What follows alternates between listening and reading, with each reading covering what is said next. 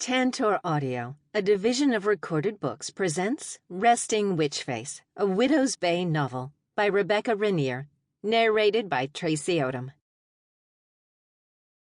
Chapter 1. I changed the intro, Wyatt. You might want to let him know. I've got to check on the cold open editing. Can you do it? Wyatt asked. He was running at top speed in the final moments before airtime. Yeah, no problem.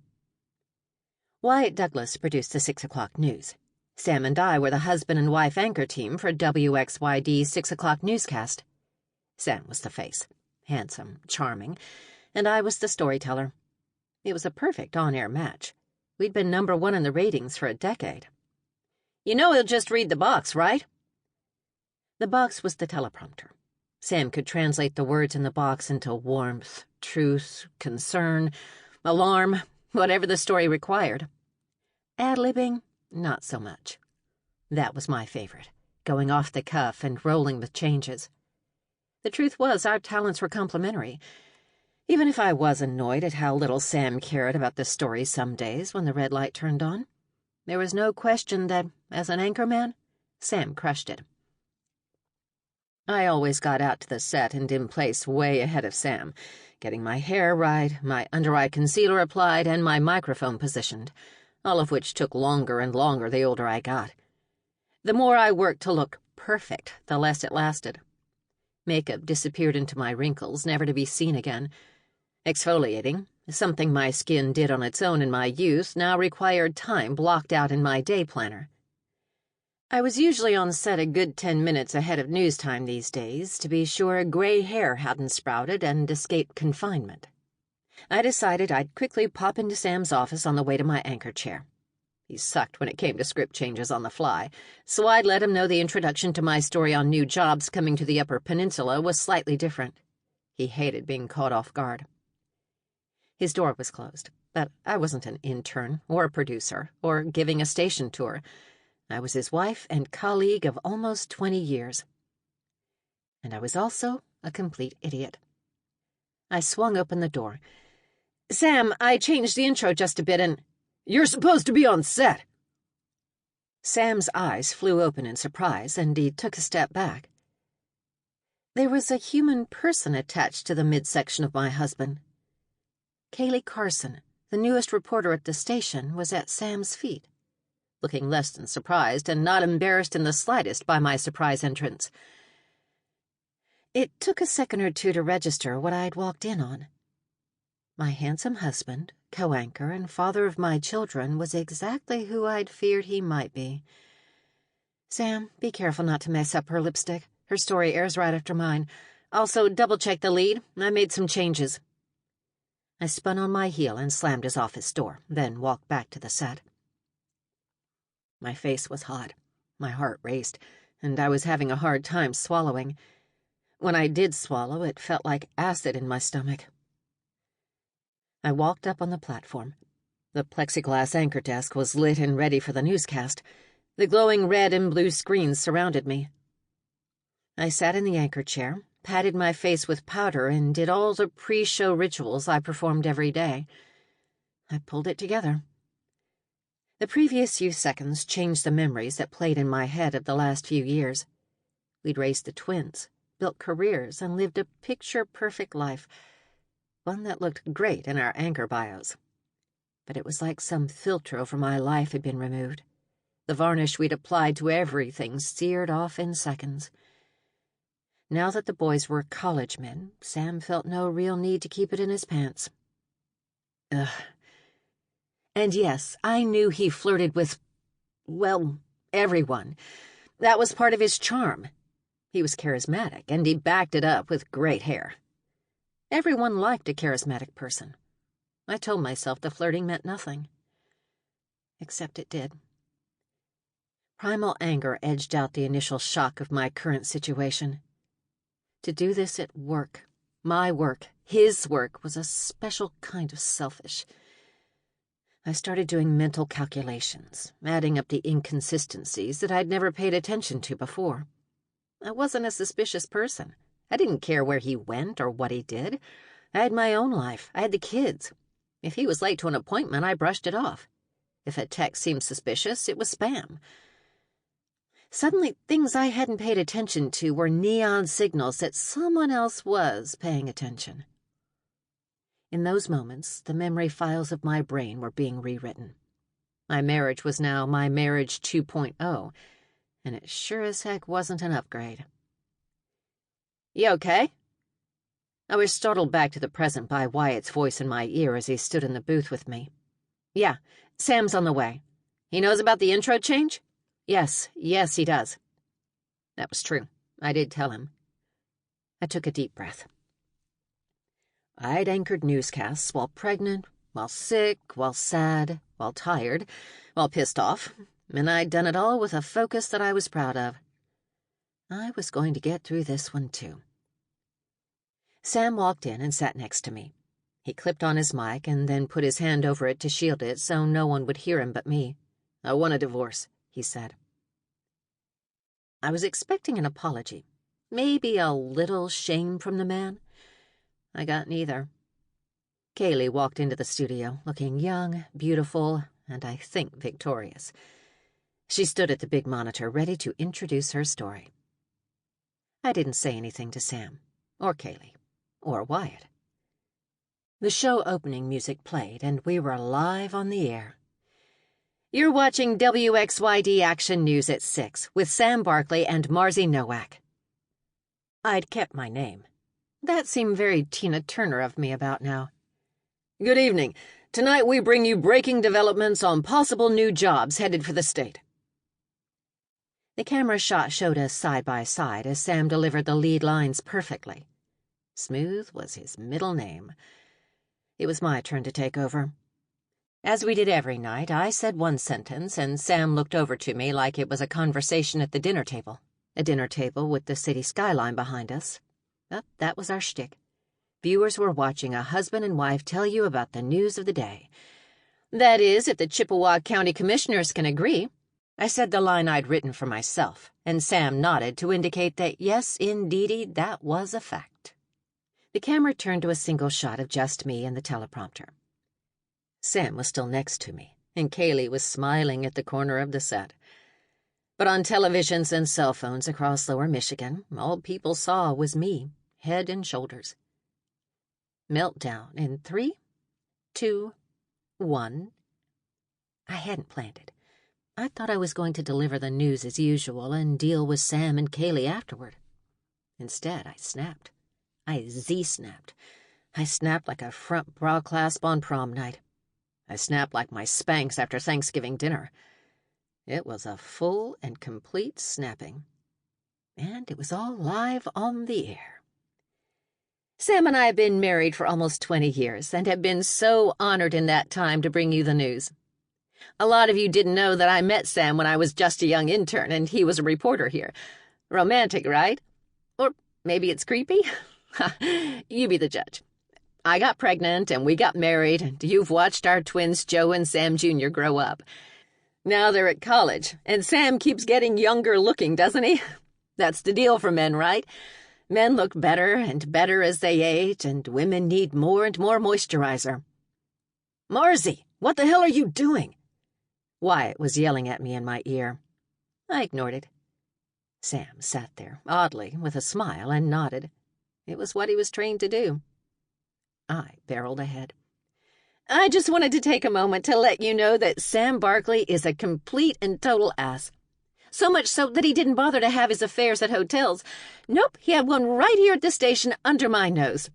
After almost 20 years of marriage, I walked in and found my husband and—" My voice was at a low yell at this moment in my monologue. At that point, the station cut to commercial. "What the hell are you doing?" Sam hissed at me. I heard footsteps running toward the studio. "Giving the viewers the facts? That's my job!" I was at screech audio level now. Sam and Kaylee had the guts to do whatever they wanted wherever they wanted. I had always been so careful about everything. Ethics, appearances, even manners. All of my restraint vanished, and in its place I unleashed a tirade decades in the making. I envisioned terrible things and hoped they were visited upon my cheating husband. His handsome face looked distorted and ugly to me now. I used to see my sons in his eyes, and now I hope my sons would never see him the way I did, because it was ugly. "Roll a PSA!" I heard the news director yell in the control room. "You're acting like a child," Sam said to me. "I thought that's what you like since you're having an affair with one." "I'm 23, Kaylee said, and I whirled around to look at her. The force of my glare had physical power, or it seemed to, because the pretty blonde who'd been helping Sam with his fly moments before the newscast staggered backward into the monitor. My anger pushed her off her feet. I didn't care about her, though. I'd been her. I cared that my husband had just made a proper fool of me, and had probably been doing it for years. "Sam, here's my concealer. It looks like something nasty is erupting there, on your lip." I threw my entire makeup bag at Sam. Brushes, powders, and lipsticks ricocheted off his perfect chin and his swoosh of meticulously groomed blonde hair. The news director, Tad Gray, our boss, arrived in the studio as the powder wafted into the air. Managers converged on me, but they approached slowly. I was a grenade with the pin already pulled out. "Yeah, I get it. I'm out." I ripped the mic off my tastefully tailored blazer and walked off set. No one followed me. I looked at a television monitor as I walked out of the station. Sam did, in fact, have a giant boil developing on his upper lip. The ugly inside of him struggled to make itself real on the outside. That's all I could think. Though I knew, deep down, that my anger had just manifested itself on Sam and that Kaylee. I pushed aside what I'd feared lately about myself. Bottom line, Sam and Kaylee were wrong, and I was righteous. Sam read his anchor script into the camera, and he appeared unshaken. The newscast went on without me. My marriage and my career were now a raging dumpster fire. Within an hour of me coming apart on television, someone uploaded the clip of me losing it onto the internet. "Anchorwoman goes ballistic live on the air." The headline wasn't wrong. It only took a few hours to go viral. 20 years of local news, and I was finally a national sensation. And fired. Sam got the house, and he kept the anchor chair. I got a buyout package from the station. It wasn't hard to predict that outcome. Viewers loved Sam. They wanted to have a beer with him. I was shrill. That's what the research from the consultants revealed over the last few years. I was always being told to smile more. I resisted the light stories and went for the crime or investigative pieces. Sam was their handsome friend. I was their nagging wife. Softening my presentation was always the goal of the TV news experts. One epic television meltdown, and I was packing my bags and signing divorce papers. Sam was the cheater. But who could blame him, right? Ugh. On the flip side, there was no question in the eyes of the divorce court who was at fault for the collapse of my marriage. Kaylee Carson's Instagram account was super helpful since she continued to post shots of my nearly ex-husband kissing her, taking her to dinner, and generally doing a crap ton of #blessed, #romantic things. I let Sam keep the house, though. I didn't want to be there anymore. I got the 401k and a good deal of cash. That, plus my buyout, put me in a position to say no to alimony. The only tie I wanted with Sam was the tie of our 2 fantastic kids. The kids? Well, they were over 18. They could visit who they wanted to at Christmas break. They shared a dorm room at Michigan State. I'd driven up to see them the day after the video because, well, viral video. They were used to their parents being locally famous, but never viral, and never with a hair out of place. I took them to lunch. I made a grocery trip for them and let them know that I loved them. So did their dad, but that was going to be happening in separate locations from now on. I'm sorry about the viral video thing. Joe and Sam were fraternal twins. Sam Jr. had his dad's classic all-American good looks, and Joe had dark hair and looked a little more like me. They were as different as 2 people who shared the same DNA could be, "Mom, you're a badass. You always been a badass," Joe said, and hugged me in the parking lot of Armstrong Hall. "Ha, well, thank you, sweetie." "Are you going to be okay?" Sam thought he'd need to take care of me in some way. Always a bit more worried than Joe. About everything. "I'm going to be fine. And so is Dad. And so are you. It's just a different fine." "I'm not calling Kaylee Mom," Joe said. I laughed. The woman was like 5 years older than the boys. Damn it. Sam. "Dad called. Is it okay if—" Sam Jr. let it hang there. "Your relationship with him isn't my business anymore. And, well, I'd say he's a good dad, just not a great husband anymore." The boys seemed relieved that I wasn't going to make them pick sides, which I wasn't. They could blame who they needed to blame to move on with their lives. They were newborn adults. Gulp. I had to do the same. As such, I needed a job and a place to live. And it had to be a place that allowed pets because I had custody of our pets. To be fair, Sam didn't want either of them. Bubba Smith was a behemoth canine. He was the biggest, most loving bull mastiff. The boys got him from a shelter after he'd been abandoned and hurt. The vet thought he'd probably been run over by a car. I hoped whoever did it was sporting a massive dent in their vehicle and a steamy little nook in hell. The boys loved him on sight. They named him after Michigan State Spartan football legend Bubba Smith. They walked him, which was more like a slow stroll since Bubba Smith was too big to move fast. Bubba Smith was actually my secret weapon. I knew the boys would visit me wherever I landed, mainly to see their steer-sized dog, if not their dear old mom. Then there was Agnes, possibly the snobbiest cat east of the Mississippi. Agnes just showed up one day and never left. She seemed to know exactly what outfits I should avoid and expressed as much with a sniff whenever I thought I had my look put together. Agnes the cat was a lot like my mother, judgment-wise, but mercifully, Mother was currently judging beachgoer attire on Florida's Gulf Coast. When Agnes deigned a surface too muddy, cold, or any other non-perfect condition, Bubba Smith was her solution. The big, lovable dog would lean his head down, and Agnes would climb on his back to be transported around the house and yard like Cleopatra. They'd come with me wherever I went, whether Agnes liked it or not. Finding where to go after I left the house that Sam and I had shared was proving to be a more significant challenge than I'd bargained for. I spent a depressing few days discovering that television stations weren't hiring anchors who'd gone viral on YouTube for coming unhinged. No matter how many regional Emmys I had, putting me on the air was now a risk to the bottom line. Ah, YouTube. Thanks for that. "So why'd you leave your last job?" Play the YouTube clip. I was losing hope that I'd be able to find a job in journalism at all, much less television, and reporting was the only thing I'd ever done. A call from my great-aunt Dorothy, who still lived in my tiny hometown, offered a little window of opportunity. "There's an opening at your UP News. They've got an office right in downtown now." My Aunt Dorothy had always wanted me to come back home, though I hadn't given her an ounce of encouragement since high school. "It's a bureau, a satellite office, Aunt Dorothy.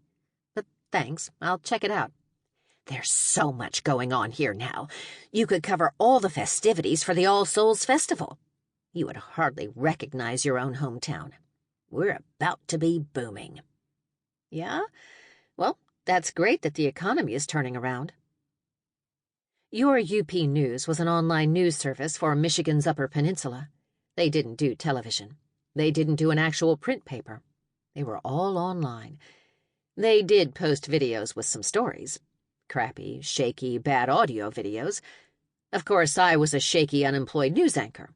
I was in the beggars can't be choosers category of employment status and couldn't be too particular.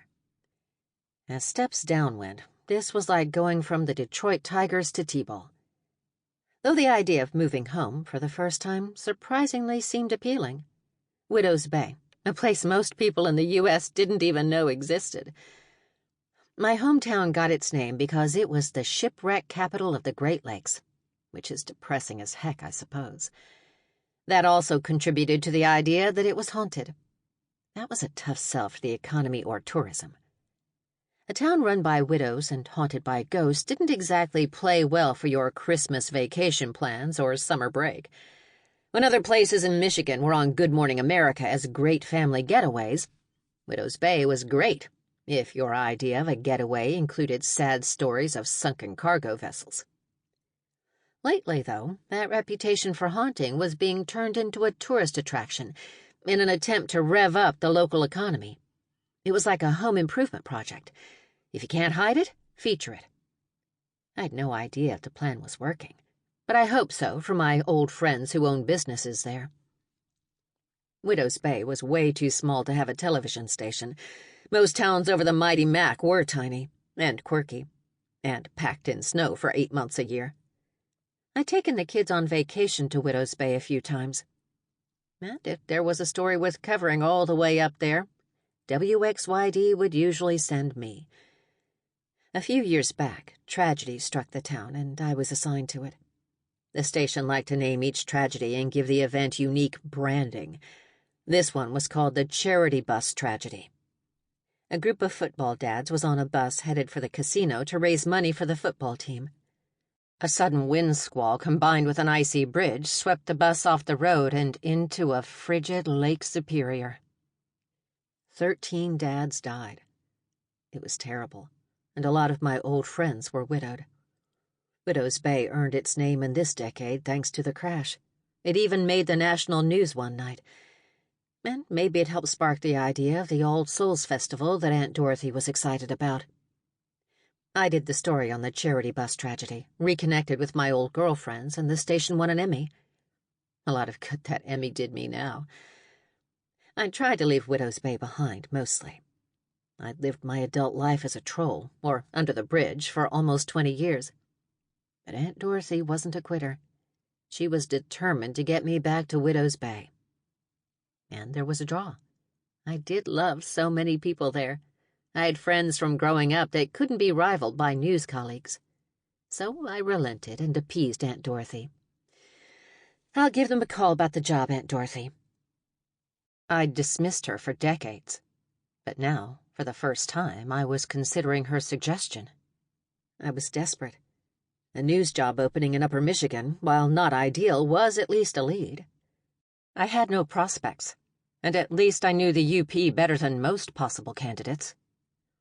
There was also another more practical benefit to a job in Widow's Bay. I owned a house there.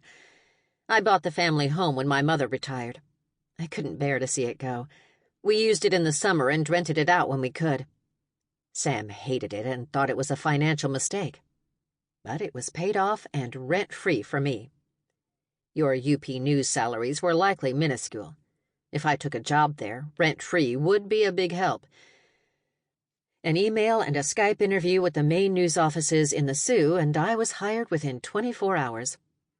It happened so fast. That must mean it was meant to be. I'd gone from television anchor in the #1 market in Michigan, 14th in the country, to an Internet Bureau reporter in my tiny hometown at the northern tip of the continental U.S. I may be headed up, geographically speaking, but I was going down career-wise, like a stone. Even so, my soul felt a little lighter knowing I was going home. Maybe my lifelong friends were the lifeline I needed as I went from wife and mother to single lady with grown sons. Chapter 2. When you live in the Upper Peninsula of Michigan, you know what a troll is. Not an internet troll, or a troll that tells you how hot you are via Facebook Messenger. No, anyone who lives under the bridge is considered a troll if you live above the bridge in the Upper Peninsula. The bridge is the mighty Mac, of course. I sold most of my stuff, stored some stuff, and took only what would fit in the back of my beloved rhino clear-coat-colored Jeep Wrangler, which is gray to the non-Jeep-speaking public. I had a strong desire to pack light in this phase of my life. Plus, I didn't have a ready-made team of heavy lifters at my disposal anymore. If I packed it, I had to haul it. The Jeep Wrangler was packed pretty tightly, but Grosse Pointe Woods was in my rearview mirror now, and I didn't glance back. I drove the long stretch up I-75. It was about 4 hours to the Mackinac Bridge, and then it would be a couple more hours after that until I pulled into Widow's Bay. Bubba Smith and Agnes were content to take up residence in the back seat as we made our way up north. It was freeing, thinking that other than my kids, my life was in this Jeep. I'd shed all the junk. Sam was at the top of that rubbish pile. I listened to the first wave channel on my satellite radio. I tried to look ahead only. Nostalgia about being a wife and mommy was a trap. I needed to embrace this adventure. Onward. That said, the Mighty Mac is scary as hell. The 5-mile suspension bridge is the only way, other than a ferry or by air, to get to the Upper Peninsula from Michigan's Lower Peninsula. If you have gyphyrophobia, it's the stuff of which nightmares are made. It was built in the 1950s. 5 men died while constructing the Behemoth Bridge. If you get nervous on the approach, you can call the Mackinac Bridge Authority's Driver's Assistance Program, and a braver soul will drive you across the expanse. I did not have that particular phobia, and found the Mighty Mac to be stunning and beautiful. And the road home. I clicked over to the AM radio and paid the bridge toll. Channel 530 from the Mackinac Bridge Authority provided facts, history, and weather reports as you traversed the bridge. For me, it always seemed a gateway to somewhere a little more magical than the rest of the country. It was almost as if the rest of the country didn't know that up here, attached at the top of the contiguous U.S., there was a big, rough, mysterious, and beautiful country all to itself. For many people, the Upper Peninsula is mysterious. Others have no idea that this is a part of Michigan. The Upper Peninsula contains 29% of the land area of Michigan, but just 3% of its total population. If you wanted wide open spaces, this was the place. The bridge highway suspended 200 feet over the frigid waters of Lake Michigan. Everyone who's ever seen it knows that if you crash off of it, you're super dead.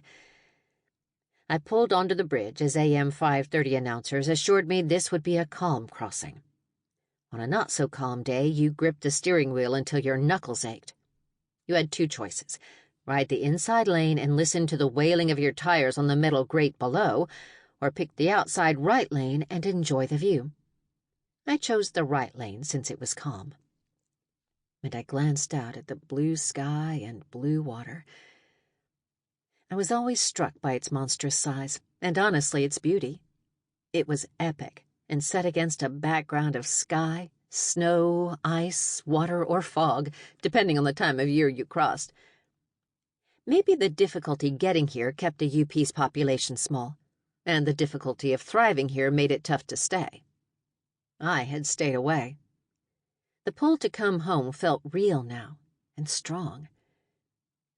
As I reached the end of the bridge span, I realized with a strange sense of relief that I was done being a troll. For now, anyway. The quiet weirdness, the snowy beauty, the otherworldliness of Widow's Bay would be a welcome change. What had driven me away as a teen was now drawing me in. Maybe it was a midlife crisis. Whatever it was, I needed old friends now that my perfectly constructed life had fallen apart in chunks. Widow's Bay was more than an hour away after you crossed the Mighty Mac. And not long after I reveled in the blue expanse of Lake Michigan as I crossed the bridge on the southern shores of the peninsula, I would be craning my neck to see the first glimpse of the distant waters of Lake Superior. Widow's Bay was on the shore of Lake Superior and at the base of a mountain. Yep, we had mountains up here too. Just no Vail or Sundance Movie Awards. The Hollywood crowd had never found its way to this patch of sweet powder or fantastic beach. It wasn't quite evening when I arrived on Main Street of Widow's Bay.